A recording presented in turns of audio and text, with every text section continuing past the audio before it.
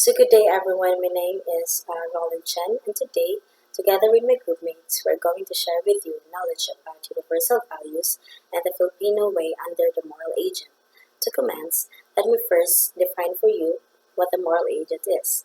So a moral agent in ethics refers to an individual or entity capable of making moral judgments and being held accountable for their actions. Moral agents have the ability to distinguish right from wrong, make ethical decisions, and take responsibility for the consequences of their choices. Typically, moral agency requires rationality, free will, and an understanding of moral principles. For example, humans are considered moral agents because they can reflect on their actions and make ethical choices. In contrast, animal and young children are generally not seen as full moral agents because they lack the necessary moral reasoning. So now let's talk about universal value. To define, universal values are a set of core principles or beliefs that are shared by people across different cultures, societies, and historical periods. These values often serve as the foundation for moral and ethical judgments, helping individuals differentiate between right and wrong, good and bad. So, why there are universal values? First is they are necessary for survival. Without values like caring for the young, humanity would eventually go extinct. If parents and society did not protect and nurture children, the next generation would not thrive. Second is they maintain social order. The prohibition of murder is a universal value because allowing people to kill without consequences would lead to chaos and the collapse of civilization. Third is they enable trust and communication. Truthfulness is essential for meaningful interactions. If lying was the norm, people would have no reason to trust teachers, leaders, or even each other, making education and cooperation impossible. So, moving on, according to Dr. James Rachel, there are three universal values. First is caring for the young. Without nurturing and protecting the next generation, human survival would be at risk. Next is murder is wrong.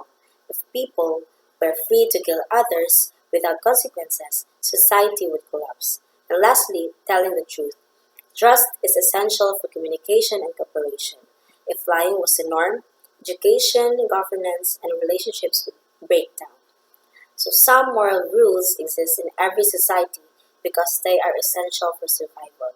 According to Rachel's 2004, without these basic values, societies would fall apart.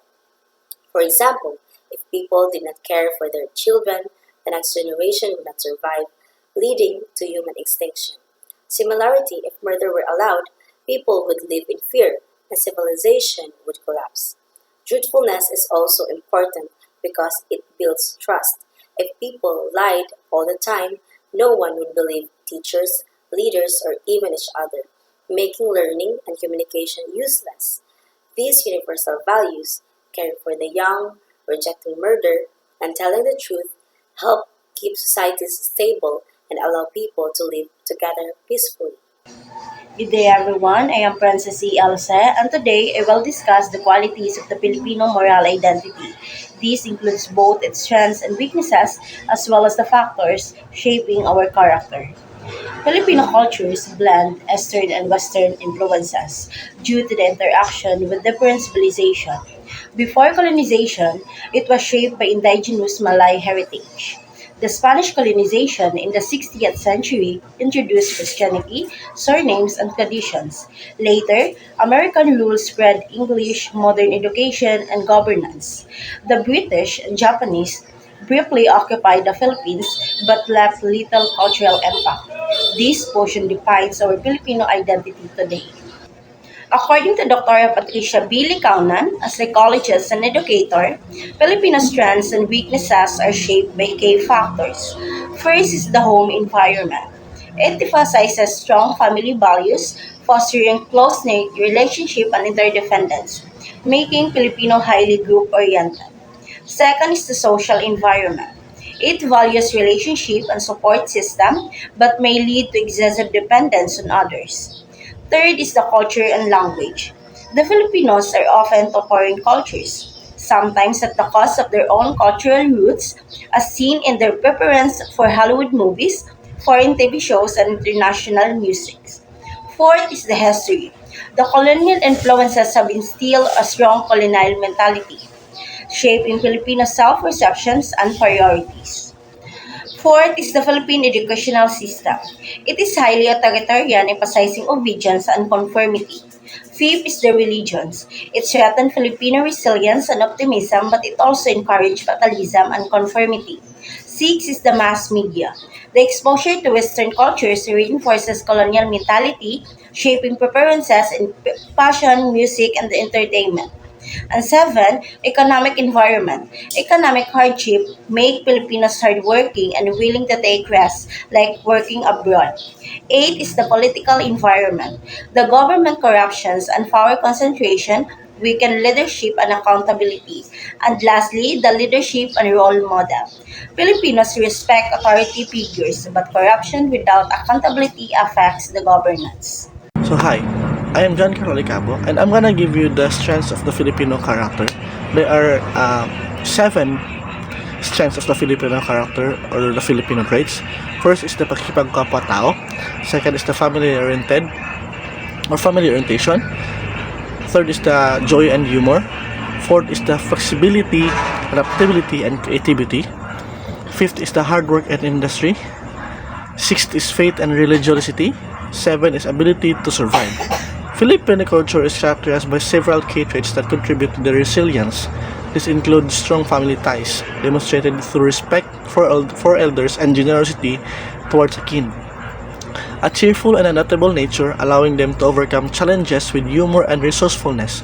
Hardworking and industrious spirit, often leading them to seek opportunities abroad. And a deep-seated faith, sometimes manifested in a bahala na attitude that can paradoxically motivate action.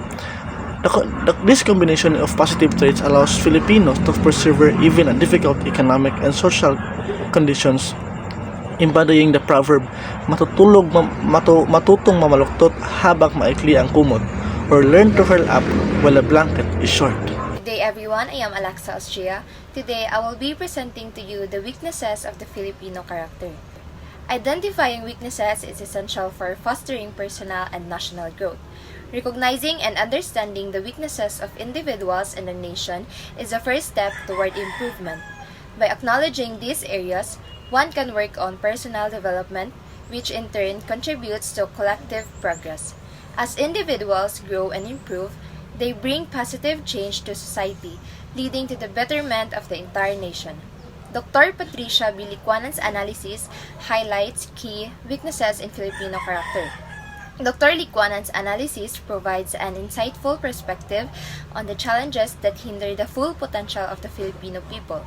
Her identification of weaknesses within the Filipino character offers a critical framework for understanding the underlying causes that affect both personal and societal growth.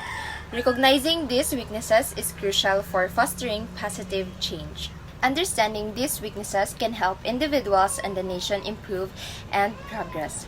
By understanding these weaknesses, individuals can engage in self-reflection and take active steps towards self-improvement. When these personal improvements are made, they contribute to broader societal change.